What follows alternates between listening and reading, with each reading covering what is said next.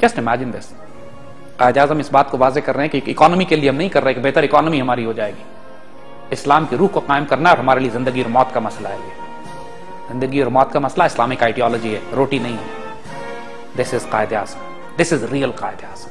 आइए आपको असल कायद आज़म और दिखाते हैं। 1943 अप्रैल, सूबे सरहद के मुस्लिम स्टूडेंट्स फेडरेशन से मुखातिब होकर कायद आज़म कहते हैं, आप मुझसे पैगाम और नसीहत पूछ रहे हैं, मैं आपको क्या नसीहत कर सकता हूं? हमारी रहनुमाई और हिदायत के लिए कुरान पाक से बढ़कर कोई पैगाम मौजूद नहीं है। 1943 कायद आज़म, ये सेकुलर होते हैं। और सुनिए, 1945 फ्रंटियर मुस्लिम लीग से खिताब करते हुए कायद आज़म फरमाते हैं, हमें दो महाजों पर बैक वक्त जंग करनी है। एक तरफ हिंदू कांग्रेस, दूसरी तरफ अंग्रेज साम्राज्य। दोनों ही सरमायादाराना निजाम के हामी हैं, दोनों कैपिटलिस्ट सिस्टम को सपोर्ट करते हैं। मुसलमान पाकिस्तान का मुतालबा इसलिए करते हैं ताकि वो इस खित्ते जमीन पर अपनी जिंदगी, अपनी माशरती अखबार, सकाफत और इस्लामी कवानीन के मुताबिक जिंदगी बसर कर सकें। अगेन, अगर सिर्फ एक कैपिटलिस्ट सिस्टम मगरिब से लेकर हमें इंप्लीमेंट करना होता तो यूनाइटेड इंडिया में बड़े आराम से कर सकते थे। हम पाकिस्तान का मुतालबा क्यों करते हैं? इसलिए हम अपनी मजहबी इक़दार को, अपने लॉज को, अपनी कवानीन को वहां इन्फोर्स कर सकें। कायद आज़म एड्रेसिंग टू स्टूडेंट्स इन 1945।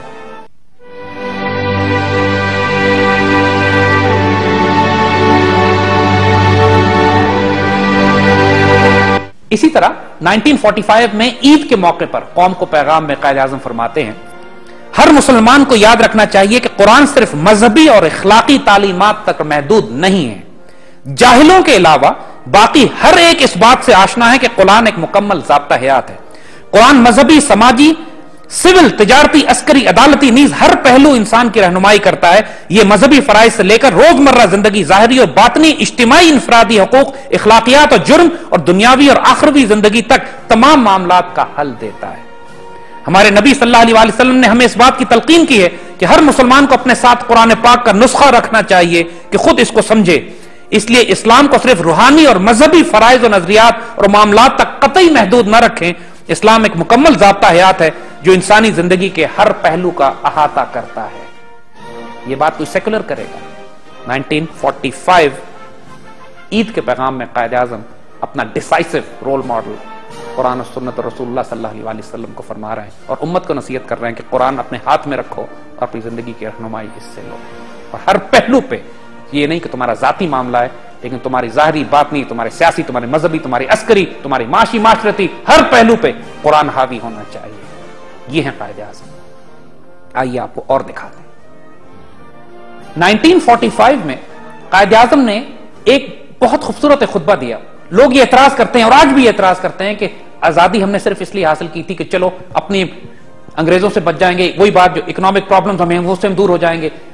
मगर आजादी का मफहूम क्या है? क्यों आजादी हम क्यों लेना चाहते हैं? कायद आज़म ने इस सारे एतराजात का डिसाइसिवली जवाब दिया इस खूबसूरत जुमले में। फरमाते हैं, पाकिस्तान के मुतालबे का मकसद महज आजादी या खुद मुख्तारी का हुसूल नहीं है। देखिए, बहुत इंपॉर्टेंट बात है। हम पाकिस्तान इसलिए नहीं ले रहे कि सिर्फ हम आजाद हो जाएंगे, इंडिपेंडेंट हो जाएंगे, ऑटोनमस हो जाएंगे, उसकी कोई वजह है। फरमाते हैं, बल्कि मुस्तकबिल के पाकिस्तान में इस्लामी नजरिए की बका मुज़मिर है। जो फ्यूचर का पाकिस्तान है वो इसलिए जरूरी है कि इस्लामी आइडेंटिटी, इस्लामी मजहब, इस्लामी फेथ, इस्लामिक आइडियोलॉजी, इसका सर्वाइवल इसमें है कि पाकिस्तान बनाया जाए। जो बात हमने आपसे पहले कही थी कि उस वक्त पूरी दुनिया में तारीकी थी, पूरी मुसलमान दुनिया गुलाम हो चुकी थी और खतरा यह लगता था जैसे इस्लाम एज एन आइडियोलॉजी, इस्लाम एक फिक्र, एक नजरिया, एक सोच, एक दीन, एक मजहब के खत्म कर दिया जाएगा और इसकी बका के लिए जिसमें खित्ता जमीन की जरूरत है वो पाकिस्तान है। और कायद आज़म यहां पर एग्जैक्टली यही फरमा रहे हैं कि हमने आजादी, इंडिपेंडेंस बजाते खुद आजादी लेने के लिए ये नहीं किया कि हम आजादी लेके एक सेकुलर मुल्क बन जाएं, आजादी लेके हम सोशलिस्ट, कम्युनिस्ट, कैपिटलिस्ट मुल्क बन जाएं। फरमाते हैं कि हमने आजादी इसलिए ली है कि इसमें दीन की बका इसी में है। इस्लाम खतरे में पड़ा हुआ है अगर हम पाकिस्तान नहीं बनाया हमने तो। एक ऐसा नजरिया जो हमारे लिए एक नेमत है और हमें उम्मीद है कि बाकी लोग भी इससे इस्तिफादा हासिल करेंगे। और फिर 1946 में इस्लामिया कॉलेज पेशावर में फरमाते हैं कि हम पाकिस्तान का मुतालबा इसलिए करते हैं कि इस्लाम की तजुर्बा गाह कायम कर सके। We want to make it a laboratory for इस्लाम। वहां पे इस्लामिक मॉडल, इस्लामिक सिस्टम कायम करके दिखाएं ताकि दुनिया को पता लगे कि इस्लाम as a living role model, एक living political socio economic system किस तरह का होता है। ये कोई सेकुलर आदमी ये बात करेगा? इसी तरह 1943 اس میں اسماعیل کالج بامبے کے اسٹوڈنٹس کو خطاب کرتے ہوئے قائد اعظم فرماتے ہیں کہ ہم اس بات کا عہد کرتے ہیں اور گارنٹی دیتے ہیں کہ ہم اقلیتوں کے ساتھ ایک انتہائی تہذیب یافتہ حکومت جیسا مناسب رویہ رکھیں گے، بلکہ اس سے بھی بہتر وہ رویہ رکھیں گے جو قرآن میں اقلیتوں کے بارے میں دیا گیا ہے. یعنی جو ماڈرن ورلڈ آج ہمیں ہیومن رائٹ سکھاتی ہے، ہم یہ گارنٹی دیتے ہیں کہ اس سے بہتر ہم ہیومن رائٹس دیں گے اقلیتوں کو، مائنورٹیز کو، کیونکہ ہم اپنی گائیڈنس قرآن سے لیں گے. یہ قائد اعظم فرما رہے ہیں 1943 میں. اگین کیا یہ سیکولر آدمی ایسی بات کرے گا؟ ایک اور موقع پہ قائد اعظم پاکستان کے بارے میں فرماتے ہیں کہ پاکستان ایک ابھرتی ہوئی طاقت اور دنیا میں 5ویں بڑی اسلامی طاقت ہے. پاکستان کو ایک اسلامک پاور کہا آپ نے. اور اسی طرح ڈان اخبار میں 1944 میں قائد اعظم کا ایک انٹرویو پبلش ہوا جس میں ایک امریکن کورسپونڈنٹ نے ان سے پوچھا کہ پاکستان کا نظریہ کس نے دیا ہے. قائد اعظم فرماتے ہیں جب سے پوچھا گیا کہ پاکستان کا نظریہ کس نے دیا ہے، قائد اعظم نے فرمایا ہر مسلمان نے.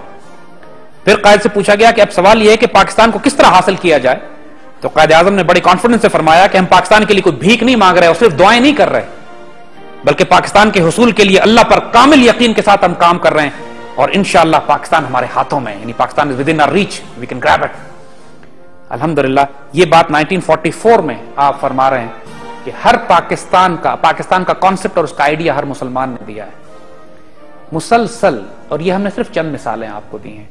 اس طرح کی ہزاروں مثالیں موجود ہیں کہ جہاں قائد اعظم اور ان کے رفقا، ان کے ساتھی، ان کے کولیگز پاکستان بننے سے پہلے مسلسل دنیا کے آگے یہ پروجیکٹ کر رہے ہیں اور بتا رہے ہیں اور فرملی بلیو کر رہے ہیں. اور قائد اعظم سے یہ کہنا نعوذ باللہ کہ وہ صرف جھوٹ بولنے کے لیے، دھوکہ دینے کے لیے یہ ساری باتیں کر رہے ہوں گے تاکہ لوگوں کو ساتھ ملا لیا جائے، اور اصل مقصد ان کا کچھ اور تھا کہ پاکستان بنانے کے بعد اس کو سیکولر ریاست بنائیں گے. ایسی بات کرنے والے بدبخت ہیں، ایسی بات کرنے والے جو اپنے آپ کو آپ کے ماڈرن دانشور کہتے ہیں، وہ غدار ہیں ملک و ملت اور قوم کے. ان کے چہرے اور شکلیں پہچان لیجئے.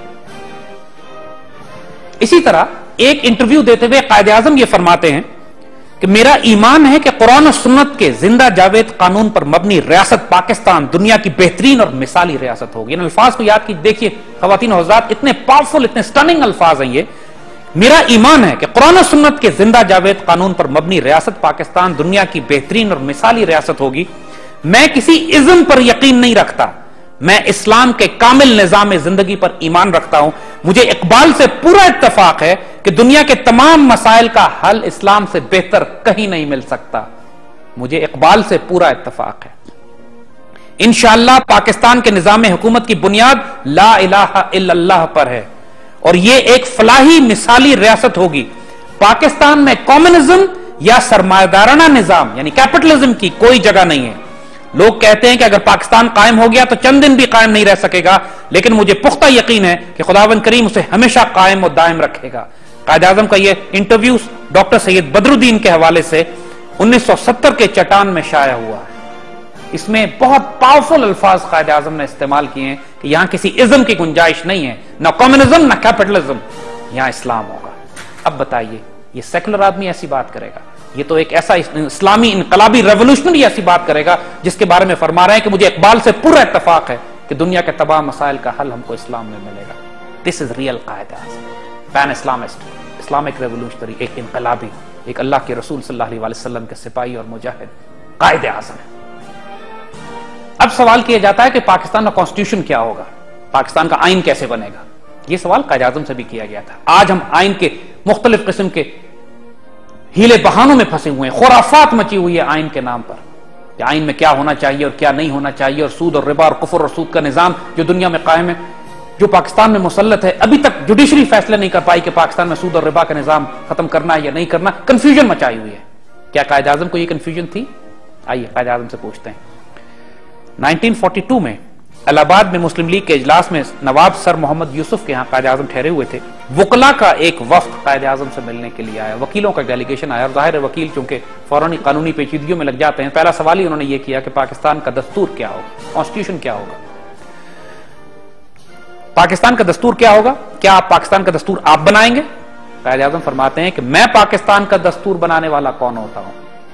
پاکستان کا دستور تو 1300 سال پہلے بن گیا تھا. یعنی قرآن کے حوالے سے بات کرتے ہیں کہ پاکستان کا کانسٹیٹیوشن، پاکستان کا آئین تو قرآن و سنت ہے جو 1300 سال پہلے ہمیں مل چکا ہے. میری کیا جرت کہ میں دستور بناؤں؟ اور وہ بات دیکھیے، اور یہ بات اس مکالمے کو قائد اعظم کے باڈی گارڈ خلیفہ امام الدین بقا نے آتش فشاں کے قائد